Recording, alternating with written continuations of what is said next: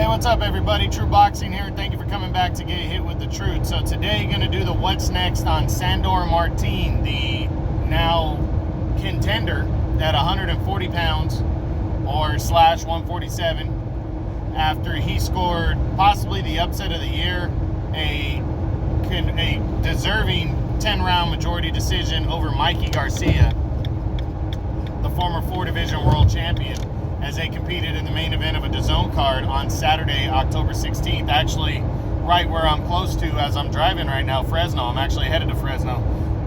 Excuse me. They fought, and yeah, it was a 10-round majority decision. Martine just pretty much outboxed and, outworked Garcia.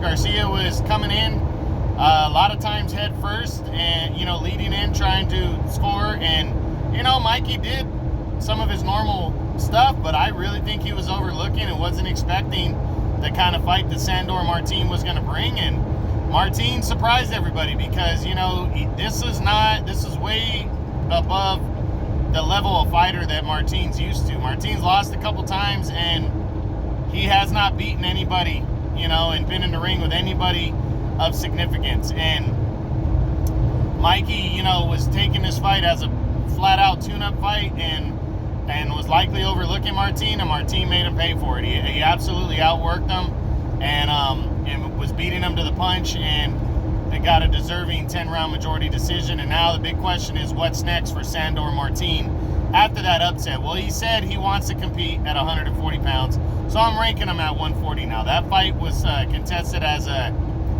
catch weight of 143. And now I'm going to rank Martine in the top 10. I'm actually going to throw him, since he hasn't officially moved down to 140, yet. I am going to rank him like number 6 after my top 5. So that's where I got Martine right now. But let's run Martine through the top 10 and see what could possibly be next for the now junior welterweight contender.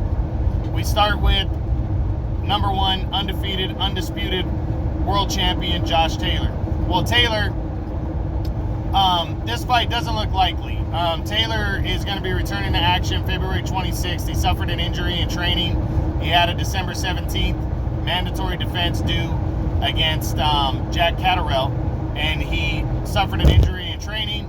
That fight has now been pushed back, and the new date is February 26th. So not likely that Martine is going to want to wait around till what would conceivably be the middle of next year. And I don't even think Martine, even after this upset, I don't think he's going to be on a guy like Josh Taylor's radar yet. I think Taylor is going to want bigger names, bigger fights, and he's not going to mess around with a guy like Sandor Martine, not in his next fight at least. So I don't see that. Number 2 is former unified champion Jose Ramirez. Ramirez is coming off the loss in May to Taylor as they competed for the undisputed title. Would Ramirez want to face off against a guy like Martine, who's a slick, swift southpaw? Let's be honest. All of the guys that he has struggled against, we look at Jose Cepeda, southpaw, almost beat him. Majority decision win right there for Ramirez when they fought a few years ago. And then Taylor now has beaten him. Does he want to get back in there against a guy like Martine? I don't think so. Not coming off of a loss, so I'm going to say no to that one. Number 3, Regis Prograis. Now, I wouldn't be surprised by this, and the reason is because Prograis wanted the Mikey Garcia fight. He wanted that fight badly, and that fight was still on the radar for him. He tweeted out after Martine won, I think he tweeted out "fuck" or something like that on his Twitter account. So, Prograis wanted that fight. Now, would he fight Martine instead? I think he would. I think Prograis would be down to fight him. And I think this fight is possible for the early half of next year. I think Prograis is going to come back sometime before the end of the year, get a win under his belt, and I think he would definitely focus on a showdown with Martine, as long as a title fight or something else wouldn't be in the mix. And right now, as we said, Josh Taylor, it doesn't look like he'd be ready to face Prograis in a rematch, or another big name opponent wouldn't be available probably till the middle of next year. So if Prograis really wants to defeat somebody somebody coming off a big win, Martine would be primed for that, and I think it'd be a good fight, so we'll see. Number 4 is Jose Cepeda. Another fight I wouldn't completely rule out. Now, Cepeda's been working with Top Rank.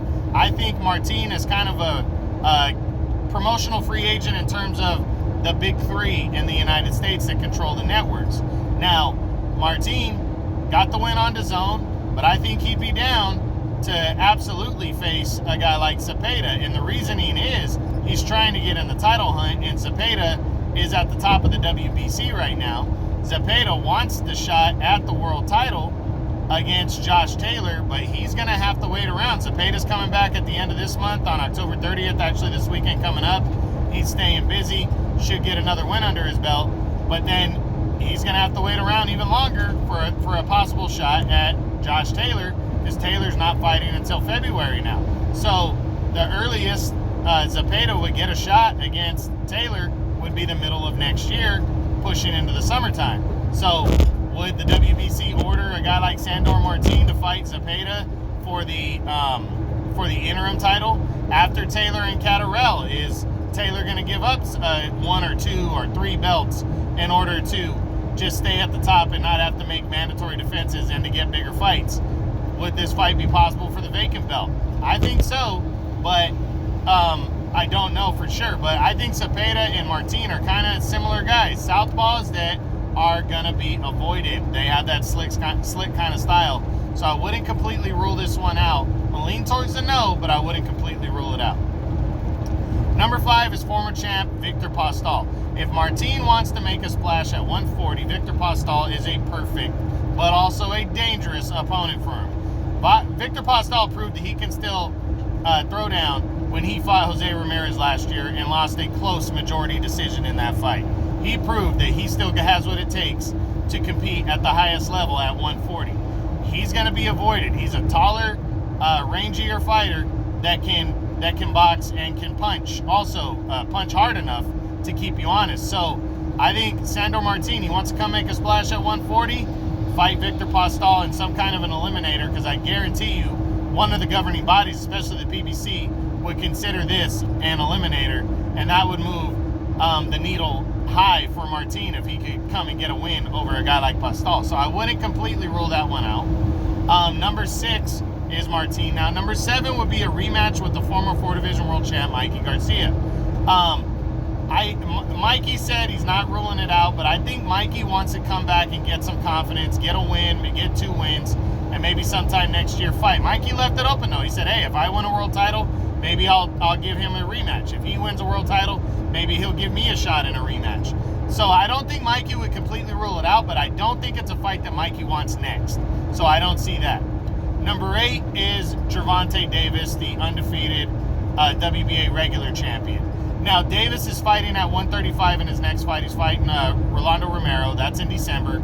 And then the WBA is gonna force him to make a decision on whether he wants to stay at 135 or compete at 140.